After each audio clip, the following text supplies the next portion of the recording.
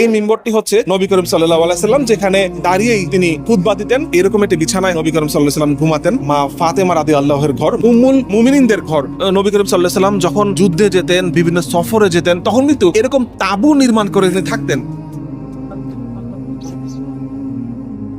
আমি এখন আছি আজ থেকে 1400 বছর পূর্বে মদিনায় মসজিদে নববীর ভিতরে। কথা শুনলে একটু অবাক হলেও ঠিক এরকম একটি প্রতিকৃতি কিন্তু বানানো হয়েছে ধানমন্ডির মসজিদের তাকওয়াতে। আমার পাশে যে মিম্বরটি দেখতে পাচ্ছেন, এই মিম্বরটি হচ্ছে নবী করিম সাল্লাল্লাহু আলাইহি সাল্লাম যেখানে দাঁড়িয়েই তিনি খুতবা দিতেন এবং তার পাশে একটি লাঠি রাখা আছে। এরকম একটি লাঠি নিয়েই নবী করিম সাল্লাল্লাহু আলাইহি সাল্লাম তিনি কিন্তু খুতবা দিতেন। মসজিদে নববীর ঠিক পাশেই নবী করিম সাল্লাল্লাহু আলাইহি সাল্লামের ঘর ছিল। আমরা যদি সেই ঘরে একটু যাই, ঠিক এরকম একটি দরজা দিয়ে নবী করিম সাল্লাল্লাহু আলাইহি সাল্লাম মসজিদে নববীর ভিতরে প্রবেশ করতেন এবং এখানে একটি রান্নাঘর দেখতে পাচ্ছেন।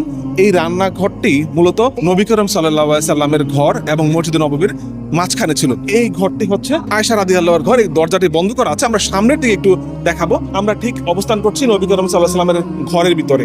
মূলত যে প্রতিকৃতিটি বানানো হয়েছে, এখানে কিন্তু একটা বিছানার মতো বানানো আছে।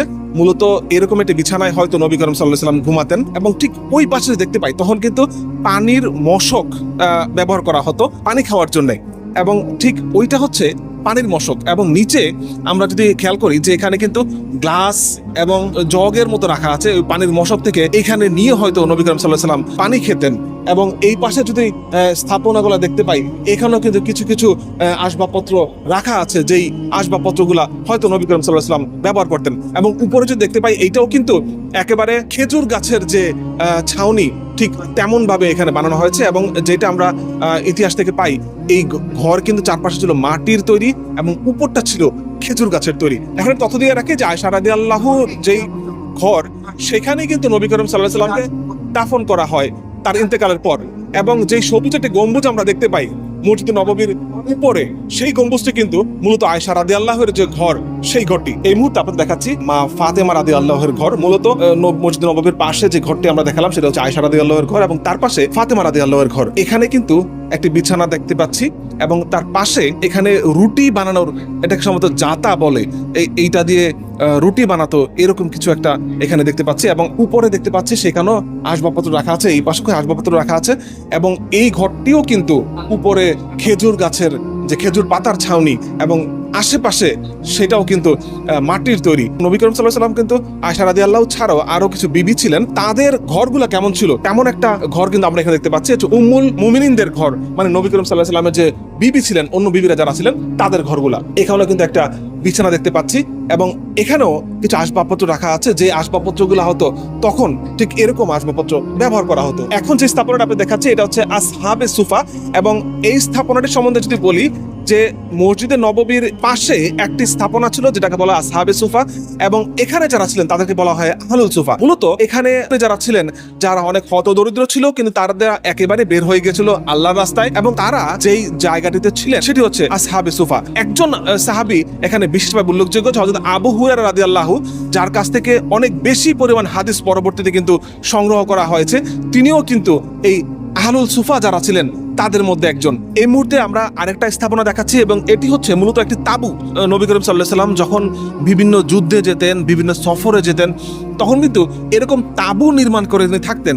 এবং এখানে দেখতে পাচ্ছি বেশ কিছু বই রাখা আছে এবং পুরো তাঁবুটি যদি দেখাই, ঠিক একেবারে তাঁবুর মতো করে একটি রাখা হয়েছে। মূলত নবী করিম সাল্লাল্লাহু আলাইহি সাল্লাম যখন যুদ্ধে যেতেন বা বিভিন্ন সফরে যেতেন, তখন কিন্তু এরকম তাঁবু বানিয়ে তিনি থাকতেন। এটি হচ্ছে একটি মশক। কিছুক্ষণ আগে বলেছিলাম তখন কিন্তু পানি খাওয়ার জন্য এরকম মশক ব্যবহার হতো। এখানে কি একটি কূপ রাখা আছে। নবী করিম সাল্লাল্লাহু আলাইহি সাল্লাম সময় যে একজন ইহুদি, তিনি একটি কূপ বানিয়েছিলেন এবং সেই কূপের পানি মুসলমানদের কাছে অনেক বেশি দামে বিক্রি করতেন।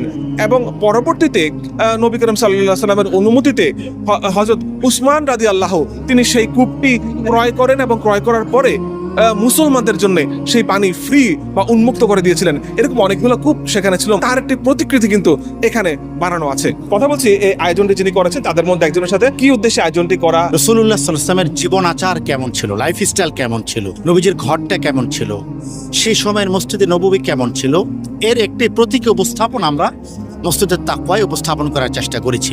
সিরাতের আলো যেন ধারণ করতে পারি এবং নববী জীবনে যেমন আপনার আড়ম্বরহীনতা ছিল, সাদামাটা জীবন ছিল, এটা যেন আমরা অনুসরণ করতে পারি, সেই বার্তাটি আমরা দিতে চাই। আমি যখন ওমরা করে ফিরি, আমাদের মসজিদের সেক্রেটারি সাহেব সহকারে আমাদের সদস্যবৃন্দ যারা ছিলেন তাদের সাথে যখন পরামর্শ করি, তো সবাই ব্যাপারটা সাপোর্ট করেন এবং পরিশেষে আলহামদুলিল্লাহ এ পর্যায়ে এসে দাঁড়িয়েছে। মূলত আয়োজনটি চলবে আগামী শনিবার পর্যন্ত, শনিবার সন্ধ্যা পর্যন্ত, এবং শুধুমাত্র পুরুষরা না, পুরুষদের পাশাপাশি নারীরাও চাইলে এই আয়োজনটি দেখতে পারবেন। যদিও আগামী শুক্রবার নারীদের জন্য বন্ধ রাখা হয়েছে, তবে শনিবার জোহর থেকে আসর পর্যন্ত নারীরাও চাইলে এই আয়োজন দেখতে পারবেন ধানমন্ডি মসজিদে তাকওয়াতে।